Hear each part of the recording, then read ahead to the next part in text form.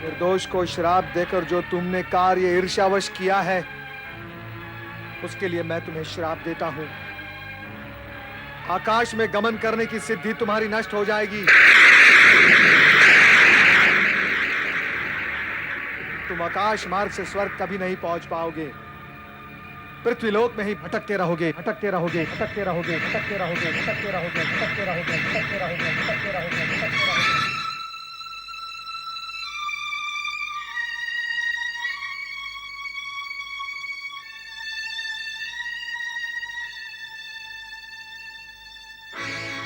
प्रभु, प्रभु मेरी रक्षा करे, प्रभु मेरी रक्षा करे, प्रभु मेरी रक्षा करे।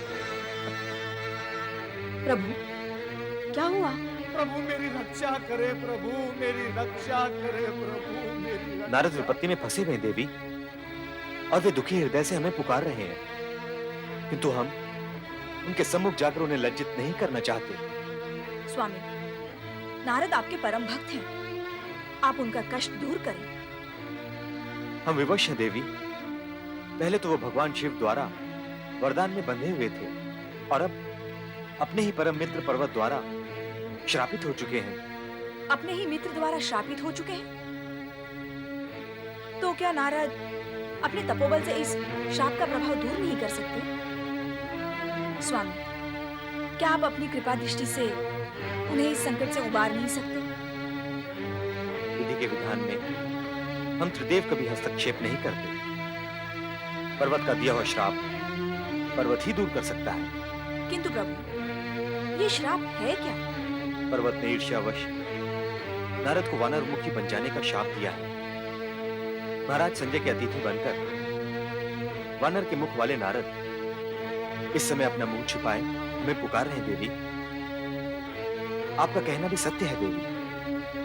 हमें तुरंत वहां पहुंचकर उन्हें आश्वस्त करना होगा। हे प्रभु, मेरे आराध्य,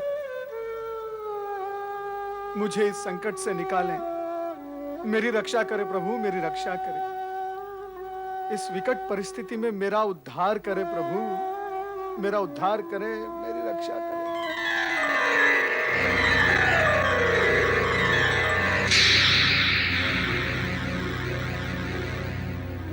नारद,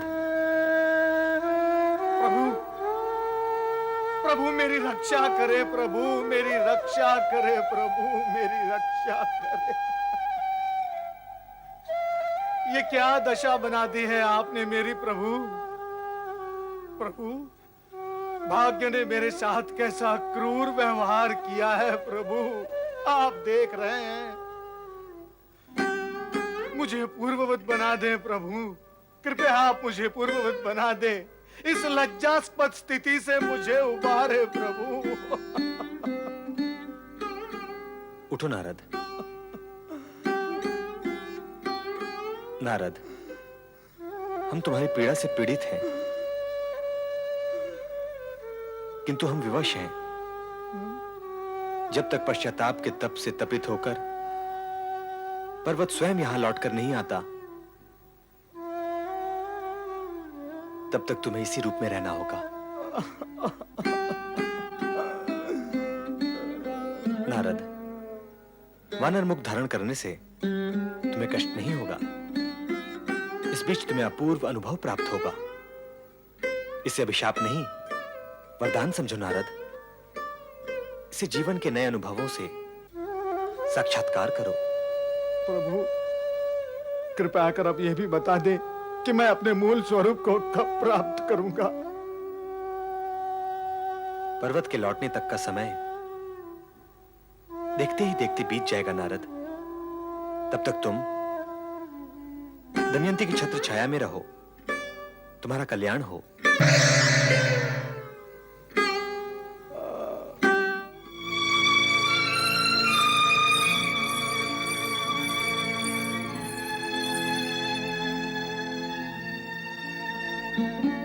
मुनिवर, उठिए, मैं आपके लिए स्वादिष्ट भोजन लाई हूँ।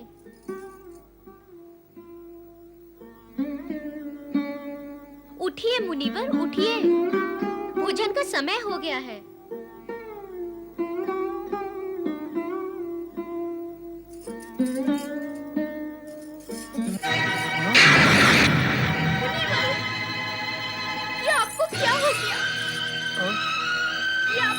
हो गया मुनिवर? राजकुमारी, अब मैं आपको अपना मुख दिखाने के योग्य नहीं रहा। मैं कितना कुरूप हो चुका हूं। कृपया कर आप मुझे विदा करें, विदा करें। किसने बना दी आपकी ये दशा मुनिवर? कौन करेगा राजकुमारी? मैं तो अपने ही किए कर्मों का फल भुगत रहा हूं। और प्राणी अपने कष्ट और पीड़ा के लिए सदा दूसरों को ही दोष देता है, किंतु ये उचित नहीं। दूसरों को दोष देने से लाभ नहीं, हानि ही होती है। और दोष देने का दुष्कर्म और भी विस्तार पाता है, और फिर कर्म फल भुगतने के लिए और भी अधिक समय लग जाता है।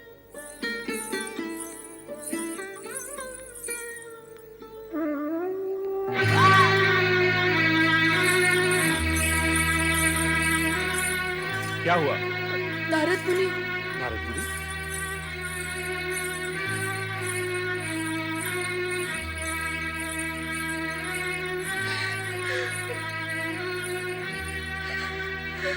मुनिवर नारद,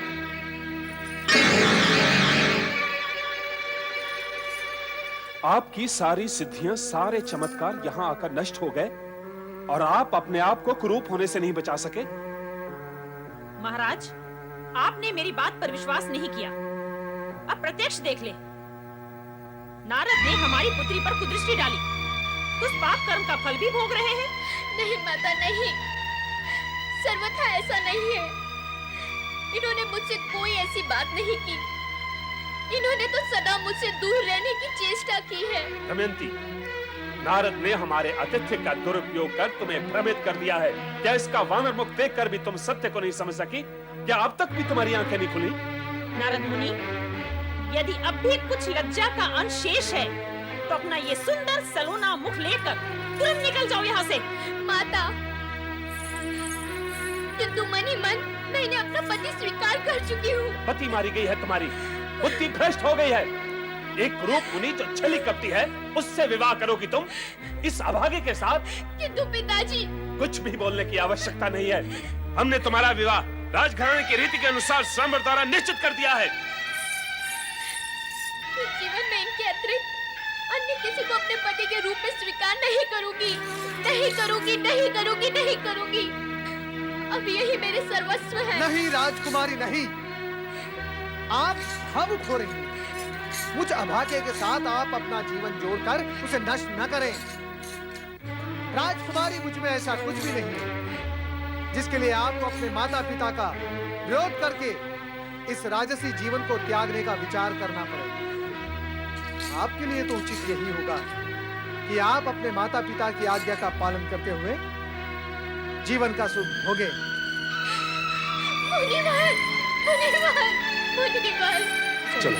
मुनिवर। राजा संजय ने अपनी पुत्री दमयंती को नारद के प्रेम से बलपूर्वक रोक तो लिया, किंतु राजकुमारी के मन मंदिर में तो नारद